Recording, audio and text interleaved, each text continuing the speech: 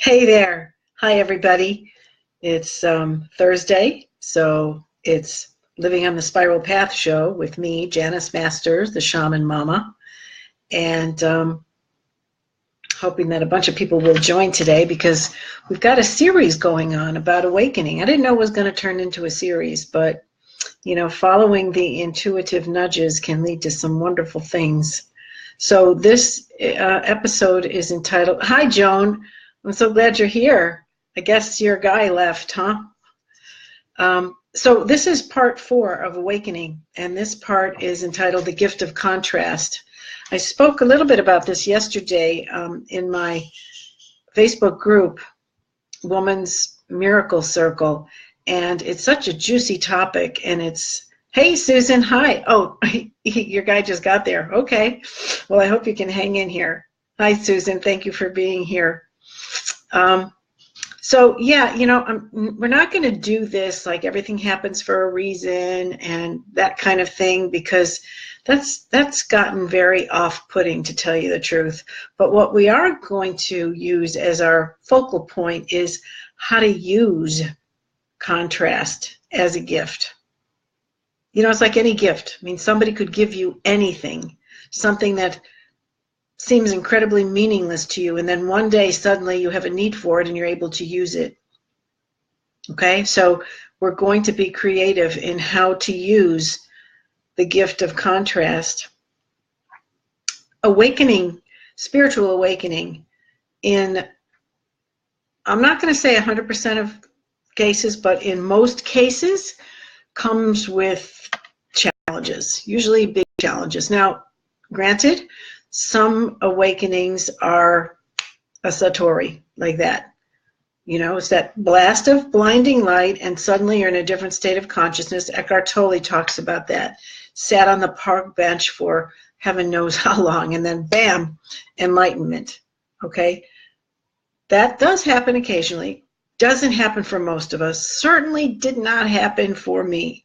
Mine was much more challenging, painful, arduous, fragmented, difficult, okay? And I've been through a few awakening challenges. Sometimes we call them dark nights of the soul. They really squeeze the living daylights out of us, those things that we say, gosh, I thought that might just kill me. One of my friends said that about one of her awakening challenges. I thought that one was going to really kill me. And she meant kill me like dead as a human being. Okay, but they don't, okay? There can be all kinds of challenges that awaken us sexually. There's a huge awakening going on right now, which I feel is part of our, what I call, hurtling toward the tipping point of consciousness, the Me Too movement, which is breaking open the silence and the secrecy around women being sexually harassed and sexually abused. It's out in the open, and more is coming out in the open all the time, okay? That's pretty challenging for a lot of women who have either been dealing with this overtly for many years or have kept it secret, and now suddenly, the cat's out of the bag, and what do I do with it? So that's an example of a challenge. Money can be a challenge sometimes. We have enough, and then suddenly we don't, for any variety of reasons. Illness can be a challenge. Joan said, yeah, I had one at an early stage of my first marriage. I was living 3,000 miles from my family, alone in a state I had no friends, and my ex at that time told me he didn't love me anymore. Oh, my God. It was a gut punch like I've never had before. Oh, Joan, I'm so sorry. I mean, I know now it's many years later, but I get that gut punch, because to say it was a gut punch, obviously you did not see that coming. And I'm sure that threw you off of your center and knocked you off of your ground and off your balance. And I'm guessing it was pretty shattering. And that's really a good word for us to use about these contrast-producing awakening challenges. Joan said, I remember like it was yesterday, fell to the floor sobbing, and I'm not one to cry, by the way. Yeah, it broke something loose in you. I get that. So you can tell us along the way as we discuss this today how you used the contrast that was created. So let's just define contrast. Contrast is anything we don't want. Okay? If creating miracles is about focusing on what we want, contrast is about what we don't want. And it often is thrust at us, or we suddenly awaken to the fact that, hey, you've been living this life and this is not what I want anymore. It could be about a relationship, like Joan says. Either it's shocking because the other person announces, I don't love you anymore, or it could be like me, understanding that this was not the relationship, this was not the marriage I wanted to be in. It could be an illness that occurs suddenly, or a chronic illness that creates challenges over time. Again, the contrast is anything I don't want. Okay, so we're gonna learn how to use it, because when we're in the situation of something being unwanted, and yesterday when I was speaking about this on a live stream in the Miracles group, I talked about the fact that the whole time I was in my first marriage, there were these moments when I was experiencing contrast. I was very much in touch with, I don't want this. It either was an aspect of my husband, or it was one of the ways we related to one another. It was something that was going on that I don't want this. So that was the contrast. What I realized, not until many years later, was that the whole time that I was dealing with that contrast, my subconscious mind, and this is the phrase that came to me, my subconscious mind was taking notes. She was writing down, okay, well, if she doesn't want that, then here's what she does want. If she doesn't want that, then here's what she does want. If she really doesn't want that, then here's what she wants. My subconscious mind was so assiduous in taking notes about the contrast that I was experiencing. And I also had conscious thoughts about, I don't want this, here's what I do want. That's the kind of guy I want to be with. This is the kind of relationship I want to be in. This is the kind of conversation I want to have with the love of my life. So my subconscious is taking notes about my response to the contrast, so much so that by the time I was separated, this was about a 14-year marriage, separated for a year and a half. The divorce was finalized in the last days of June.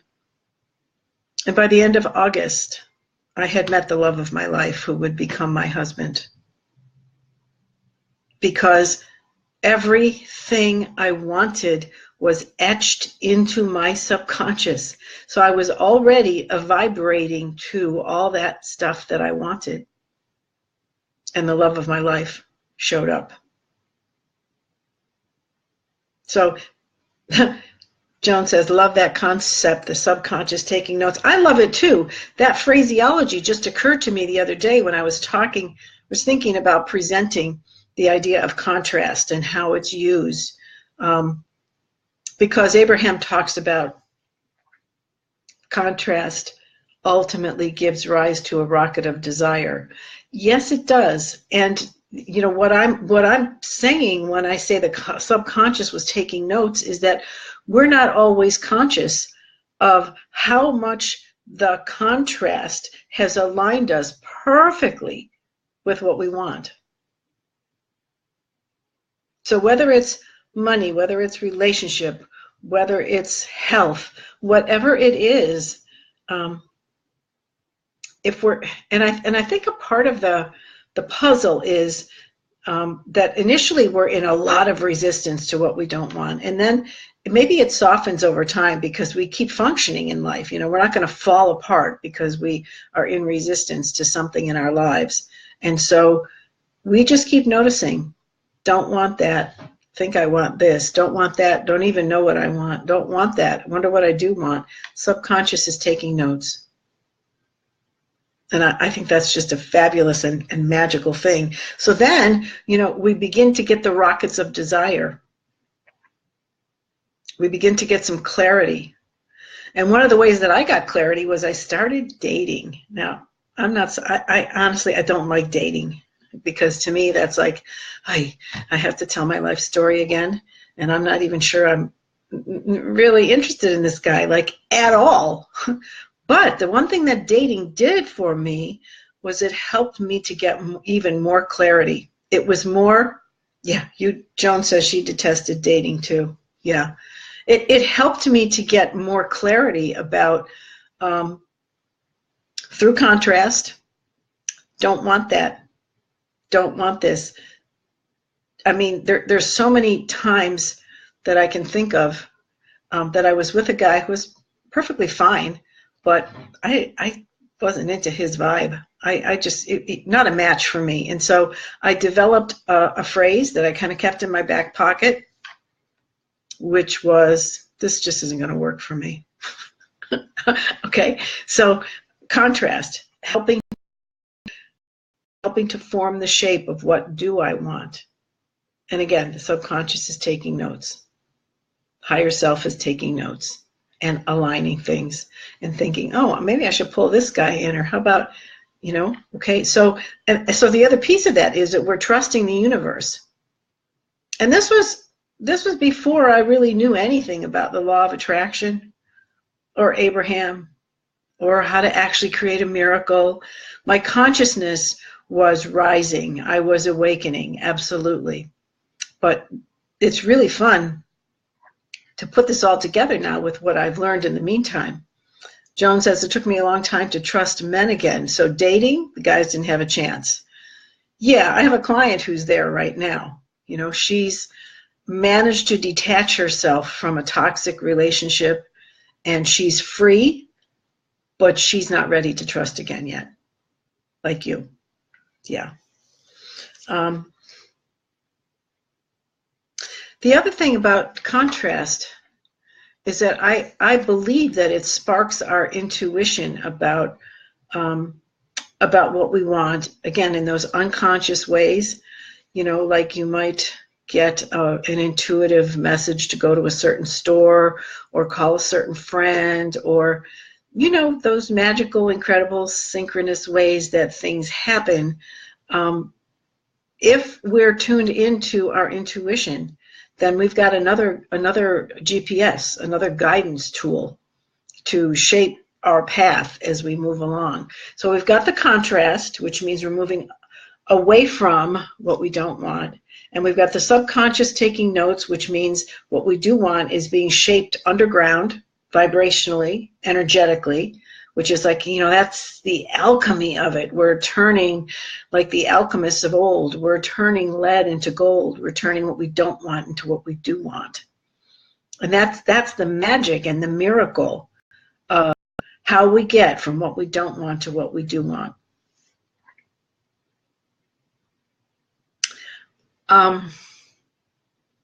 One of the big components to this gift of contrast is that our emotions are really guiding us, because when we're in resistance to something that a challenge has offered us,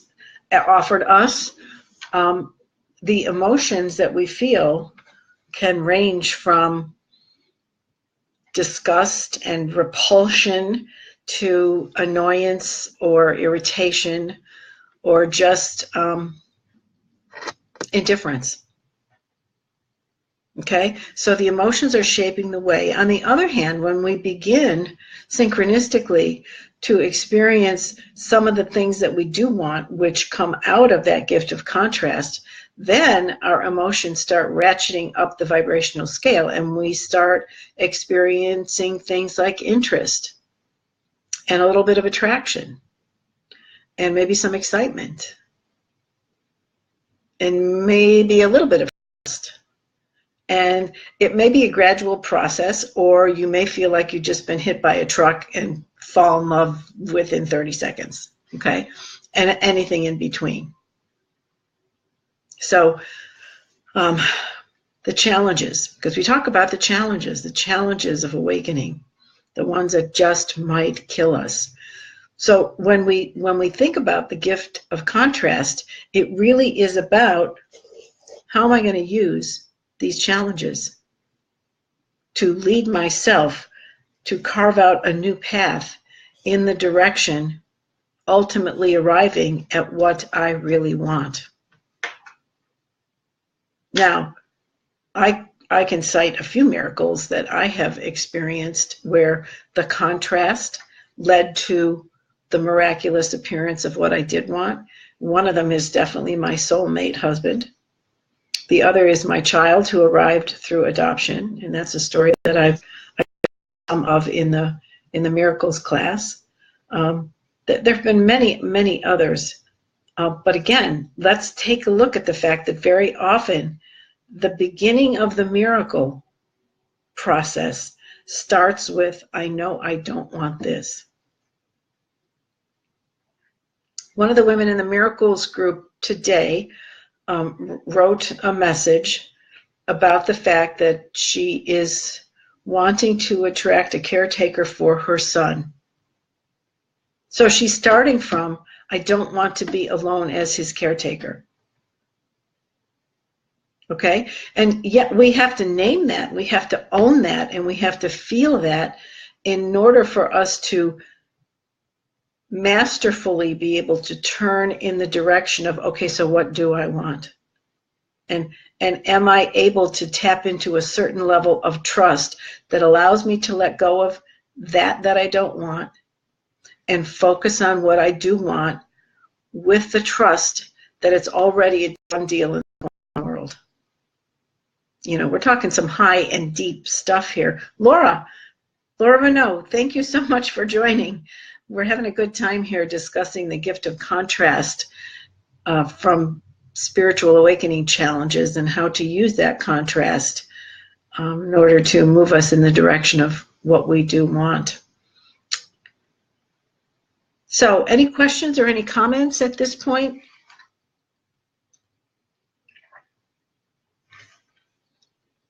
The main thing is that we are not victims, and we're also not going to go in the direction of just chalking it all up to everything happens for a reason, okay?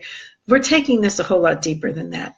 We're taking the challenges as what they are. They're challenges, okay? Challenges are to be met, so how do we meet it? We say, you know what? Bring it. This is after we say, really? This now? Me? Are you kidding me? Okay, after we go through that, then we say, okay, bring it. Bring it, whatever it is. I'm going to sit with it. I'm going to be present for it. I'm going to really tune into my feelings about this. I'm going to own my resistance to it. I'm going to delve into the shadow aspects of it. And all of that is going to lead me to the gift of the contrast, which will shine light on what it is I do want. And as I said earlier, we've got this process of what I have recently come to call the subconscious is taking notes about what I do want based on my responses of resistance to the contrast of what I don't want. So there's this magic going on underground. There's this alchemy that's happening, as I said earlier, where we're turning the lead of our resistance to the contrast into the gold of opening to the miracle of, oh, wow, that is exactly what I want. And look at it showing up in my life now. So anybody have any examples of how this has played out in your own spiritual awakening? I've given you some examples from my life. I'm assuming that everybody on this call and everybody who's going to be listening to it has had some similar experiences of the challenges of spiritual awakening. Not everybody gets an awakening like Eckhart Tolle or like some of the mystical saints that we've read about, where it's a boom, it's a satori, it's a moment of a blast of light and you're in a different state of consciousness. So I will say that as we are moving through this human process of spiritual awakening, at the same time, with the challenges, with the contrast, at the same time, as a species, as human beings, we are hurtling toward what I call the tipping point of consciousness, where the whole human race is going to flip into a new state of consciousness. And so these challenges that we're experiencing now are healing forward and encompassing everybody on the planet. You know as well as I do, there are plenty of people who do not have the stomach to do the work that we do, delving into all of this stuff as deeply as we do and swimming around in inquiry and investigation and processing. Small percentage of us have the interest and the ability and the stamina, the constitution to do this. But whatever we do in that regard is benefiting the whole human race. So, unless there are any questions or comments, I probably will wrap this up, and we'll see what part 5 might be. I won't be doing an episode of the Living on the Spiral Path show next Tuesday, because I have the rare privilege of being able to meet in person and have lunch with my virtual assistant and a couple of my friends who also have become her clients. So next Thursday will be the next episode. Oh, hi, Joan. Thanks. Glad you came back. Hope your furnace got taken care of. Hugs to you, too. And thank you for everyone. Laura says, yes, our work benefits all. It absolutely does. And that's such a magnificent feeling that this is one of the huge reasons that we came at this particular time to do this work for the benefit of all. So, yeah, I am Janice Masters, the Shaman Mama. You can find me at janicemasters.com. And right now there is a free gift waiting for you. If you go to janicemasters.com/map, M-A-P, you will be able to get my Art of Miracles map, which is a step-by-step process to inviting and manifesting miracles into our lives. We are miracle makers. Everything we do, look around you, everything we've manifested is a miracle. We're bringing consciousness to that process. So I love you. Thank you for being here. And I hope to see you next time. Have a great afternoon. Janice Masters, the Shaman Mama from janicemasters.com.